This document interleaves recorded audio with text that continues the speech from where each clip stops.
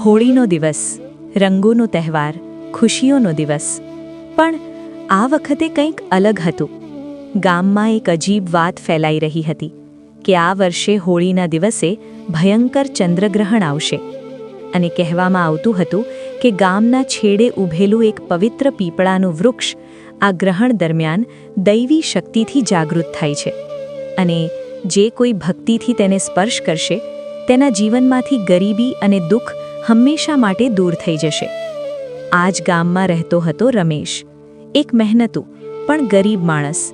દિવસ-રાત મહેનત છતાં તેના ઘરમાં હંમેશા તંગી રહેતી. બાળકોની આંખોમાં સપના હતા, પણ પરિસ્થિતિએ તેમને રોકી રાખ્યા હતા. અને રમેશના દિલમાં દરરોજ એક જ પ્રાર્થના હતી: હે ભગવાન, મારી પર કૃપા કરો. જ્યારે તેને આ વૃક્ષ વિશે સાંભળવા મળ્યું ત્યારે તેના દિલમાં એક નાની આશા જાગી. શું ખરેખર આવું થઈ શકે? પણ વિશ્વાસે તેને આગળ વધવા પ્રેર્યો. સાંજ ધીમે ધીમે ઉતરી, હોળીના રંગો શાંત થવા લાગ્યા, અને આકાશમાં ચંદ્રગ્રહણ શરૂ થયું. ચારે બાજુ એક અજીબ શાંતિ છવાઈ ગઈ. હવા પણ જાણે થંભી ગઈ હતી. લોકો ધીમે ધીમે તે વૃક્ષ તરફ જઈ રહ્યા હતા. રમેશ પણ ત્યાં પહોંચ્યો. તેનું દિલ ધીમે ધીમે ધબકતું હતું. થોડી ભય, થોડી આશા. તે વૃક્ષ સામે ઊભો રહ્યો, આંખો બંધ કરી, હાથ જોડ્યા.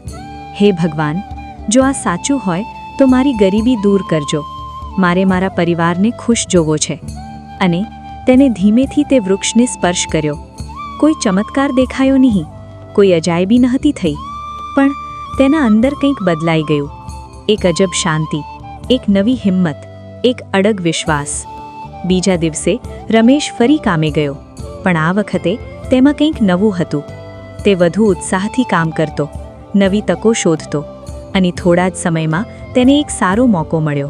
શહેરમાં કામ, સારી કમાણી અને નવી શરૂઆત. ધીરે ધીરે તેના જીવનમાં ખુશીઓ આવવા લાગી.